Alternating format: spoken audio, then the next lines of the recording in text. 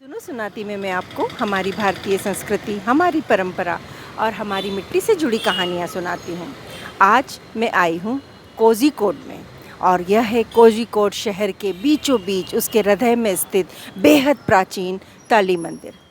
इस मंदिर की यह विशेषता है कि यहाँ पर जो मूर्ति है वो उमा महेश्वर के रूप में है। शिव जी की जो मूर्ति है वो उमा महेश्वर के रूप में है। आइए अब हम इस मंदिर को थोड़ा देखते हैं और हाँ, अगर अंदर मुझे इस बात की परमिशन मिलेगी कि मैं वीडियो रिकॉर्डिंग कर सकूं तो मैं अंदर वीडियो रिकॉर्डिंग करूंगी, अन्यथा मैं आपको बाद में फिर इसके बारे में थोड़ा बताने का प्रयास करूंगी। तो अभी हम मंदिर के अंदर गए थे और जैसा कि मैंने कहा था, मुझे शक था कि अंदर ना तो मैं रिकॉर्ड कर पाऊँगी और ना ही मैं आपको दिखा पाऊँगी, लेकिन आप अगर जब भी यहाँ आएँ तो संध्या के समय यहाँ की आरती को ज़रूर उसका अनुभव लें, उसका एक्सपीरियंस करें। अभी जब हम अंदर गए थे तो 6:30 बजे संध्या आरती का समय था और जिस तरह से दिए जले थे, जो प्रकाशित गर्भगृह जैसा प्रकाशित था, वह मैं सच कहूँ तो अलौकिक था। यह मंदिर कहा जाता है कि बहुत ही पुराना है, इतना पुराना कि मान्यता के हिसाब से द्वापर युग के अंतिम समय में भगवान परशुराम ने खुद यहाँ के शिवलिंग की स्थापना करी थी। वैसे बाद में इस मंदिर की स्थापना या इसका जो बनावट करवाई थी वो स्वामी तिरुमल पाद जी ने करवाई थी। 1500 साल पुराना इसका जो संरचना है उसको माना जाता है और आज भी यह मंदिर उतना ही सुंदर और उतना ही प्यारा है। यहाँ पर शिवजी जो हैं वह अपने अर्धनारीश्वर रूप में हैं, उमा महेश्वर रूप में हैं। साथ ही साथ अंदर के प्रांगण में दोनों तरफ गणपति जी विराजित हैं और साथ ही साथ राधा कृष्ण की भी मूर्ति है, वो भी मंदिर है और नरसिम्हा अवतार की भी अंदर मंदिर है। विशु के समय और शिवरात्रि के समय यहाँ पर बहुत ही बड़ा उत्सव मनाया जाता है और अंदर सारे दियों के साथ में यह मंदिर जगमग हो, प्रकाशित हो, सब तरफ अपना आलोक भेजता है। बहुत सुंदर है, ज़्यादा भीड़ यहाँ नहीं है और शायद इसीलिए इस मंदिर के अंदर जाकर आरती को अनुभव कर कर मुझे एक आत्मिक शांति का एहसास हुआ। आप जब भी कोई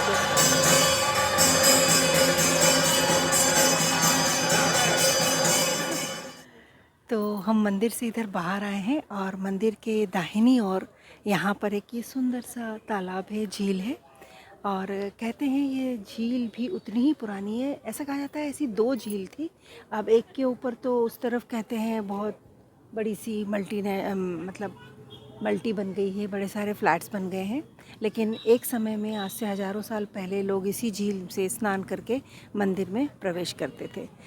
यह इस तरीके से हम बता सकते हैं बहुत ही सुंदर बनाया हुआ है और साथ ही साथ इस मंदिर की का जो इतिहास है वो भी लिखा है। कहते हैं पुराने समय में यहाँ पर वेदों के ऊपर बहुत लंबे लंबे शास्त्रार्थ हुआ करते थे और उस परंपरा को आज भी जीवित रखने का प्रयास किया जा रहा है। और वैसे मैं मई महीने में केरल में आई हूँ और यहाँ पर अभी हल्की हल्की बारिश हो रही है, मौसम बहुत ही अच्छा है। तो मैं अभी इसके बाद की कहानी आपको थोड़ा सा दूसरी जगह बताती हूँ, बारिश होना शुरू हो रही है। सौभाग्य से हमें अभी मंदिर के पुजारी जी के सुपुत्र यहाँ मिल गए हैं और उन्होंने हमें मंदिर के बारे में कुछ विशेष जानकारी दी, उसे मैं आपसे साझा करती हूँ। There are actually 18 Tali temples inside Kerala, which all the Pratishtha has been done by Parashurama, and this Tali temple is located in district Calicut. We call it Kozhikode. It's a northern part of Kerala, and this place has been ruled by Zamirin Raja of Calicut. Zamirin is the king, and the temple and the premises is still owned by him. It's a private property. It's not by owned by government. And there are a lot of specialities related to Tali Mahadeva temple. One major speciality is there are Shaiva and Vaishnava, energies. It's been bounded together and placed in like face to face. Lord Vishnu and Lord Shiva, they are sitting face to face along with Ugra Narasimha. That is one speciality, and Ganapati Homa is done in a very different way. करते थे।